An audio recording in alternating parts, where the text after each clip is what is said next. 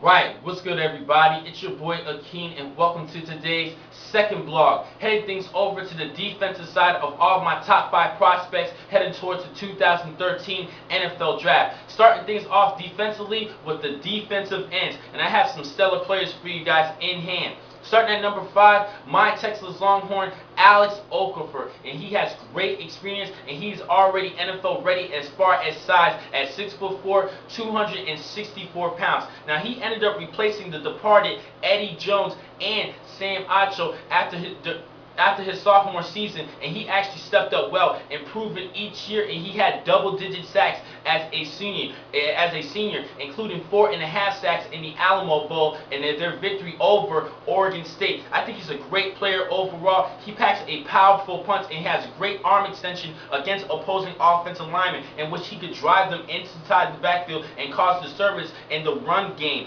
Also, he can get low and swallow up running backs and even evade the cut block technique in which running backs uses, and also when offensive lineman uses. He can get low and get around that cut block. Now, a couple things he needs to work on is that he's short. He's actually lacked the short area quickness. He's not a 3-4 defensive end. He's more of a 4-3 defensive end. I wish he's a little bit more versatile at that position. I still think he's a great athlete. Also, he struggles against man-up blocking, and which means he kind of struggles shedding those man-up blocks. I think he needs to improve at that a little bit, and if he does, he will be actually a good third-round selection at the latest of this year's NFL Draft. Next up, at number 4, a little bit of a surprise for you guys, including myself, Demontre Moore out of Texas A&M. The reason why he is such a surprise is because during his career at College Station, pretty much ever since he stepped into College Station, he showed a lot of potential, and he improved in tackles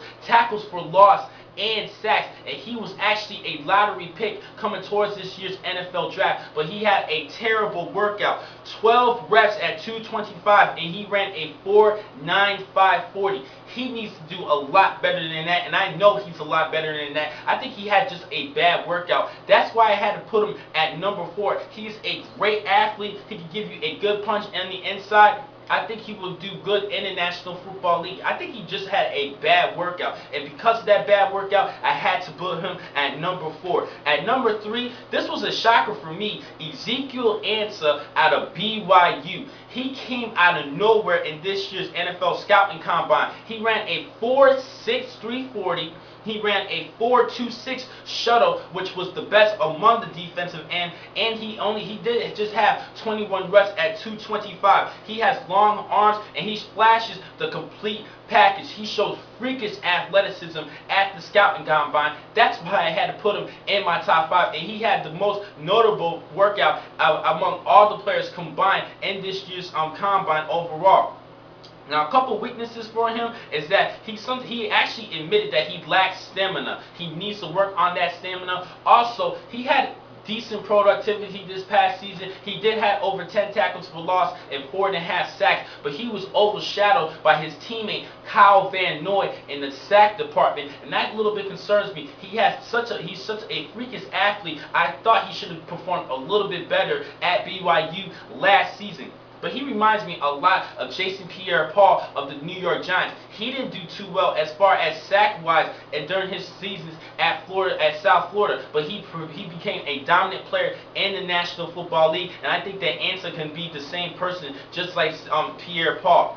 At number 2, I'm going to go with Oregon's Dion Jordan. Now, this kid has a large frame, long arms, and he shows a lot of growth potential in the National Football League. He has smooth, fluid, natural hits. He's a natural. He shows natural athleticism. He can even drop back in pass coverage. He's a great player overall. Ran a 4.640, good speed, good quickness, and good pursuit headed to the football. Couple weaknesses though, he's not very powerful in his upper body, but he's still a great player. And his instincts are a little bit questionable and going to the ball carrier. That's a little bit of a concern for me, but I really think he's a great athlete overall. I had to put him at number 2. He, just like Ezekiel Ansah, had great workouts at the Scouting Combine, and they boosted the draft stock coming towards this year's draft. And at number 1, I'm going to go with Florida State's Bjorn Borner. He was the ACC Defensive Player of the Year, a dominant player, 18 tackles for loss, 13 sacks, and he stopped runners. He was a great player, great two-step technique, and getting into that backfield. A couple of weaknesses: his motor tends to actually run hot and cold throughout the games. He'll have a big game, and then during that same game, it will go